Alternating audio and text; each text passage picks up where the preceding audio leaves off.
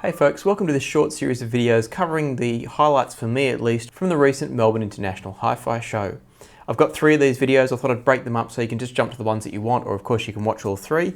I should also apologise quickly for some of the photo quality. Obviously a hi-fi show is not always the best environment for photos. I don't want to go around rearranging someone's display, and the lighting generally is pretty crappy. So apologies that the photos aren't studio quality like I would normally want them to be, but I just wanted to give you a sense of what I was seeing and where I was seeing it at the time. And I'm going to start with the first video being on the company called Audiofly. Now, some of you might have heard of Audiofly before. They're an Australian-based IEM company, or headphone company actually. They have made headphones in the past. But what they were focusing on at the show was their series of IEMs, over-ear IEMs in particular. Now, Audiofly have been around since about 2012. As I mentioned, they're based in Australia. And they have a focus generally on musicians. So a lot of their products are developed obviously with music lovers in mind, but also with musicians in mind. And they even have a few famous musicians toting their earphones. Some of you may know of Draft, an Australian rapper, and also the drummer from Living Colour, Will Calhoun. He uses Audiofly gear as well, as do many others, but they're just a couple of highlights to mention. Now, I've reviewed Audiofly earphones in the past, and I have to say I really enjoyed them. I'll put a link below. You can go and check them out on my old blog. But the interesting thing that I found at the International HiFi Show was that they've actually updated some of their models. They've moved to a Mark II variety.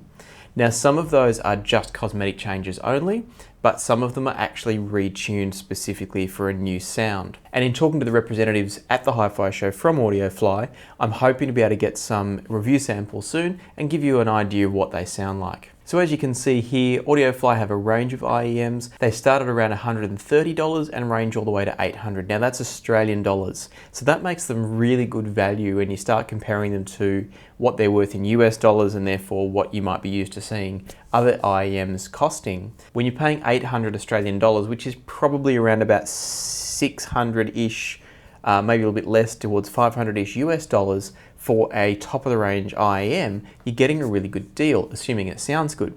Now, the good news is I had a chance to listen to their top-of-the-range 1120 IEM at the show, and despite the noise in the show and the imperfect circumstances, it sounds really promising. So hopefully I'll have a review of that soon, and I believe I'll also have a review of their third from the bottom AF140 hybrid IEM coming up soon as well. So stay tuned for those if you're interested.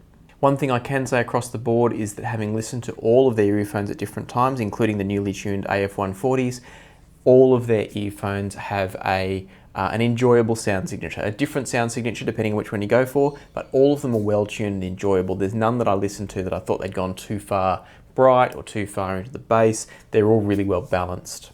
Something else that was exciting to see, which I'd never known before, is that Audiofly do also make customs. Now, I'm not clear as of yet in terms of where and how you go about buying their customs, but I do know that the process is handmade.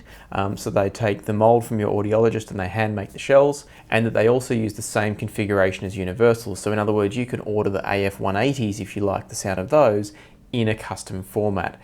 In talking to the representatives that were at the show, the sound quality will be even slightly better in the custom because there's more space to work with, but at the same time, you're getting a very, very similar sound signature if you've listened to the Universal. So it's not like you're having to buy it blind. You can listen to the Universal, see what you like, and then get that made into a custom. As for pricing, I'm also not entirely clear on that. I believe the top-of-the-range AF1120 is around about the 1600 Australian mark, which is very competitive for what it offers. And again, I'll look to find out more and give you an update on that as soon as I can. That's it for the overview of Audiofly. I wanted to flag them because I've been a fan for quite some time, and I don't think they get the credit that they deserve. They're a fantastic company to talk to and deal with when I've dealt with them in the past on reviews. And they make some great product at an incredibly good price. So I just wanted to flag them because I thought they did deserve a bit of a profile, and they were one of my highlights from the show. Don't forget to watch videos 2 and 3 if you're interested in my other highlights. Thanks for watching, and see you next time on Passion for Sound.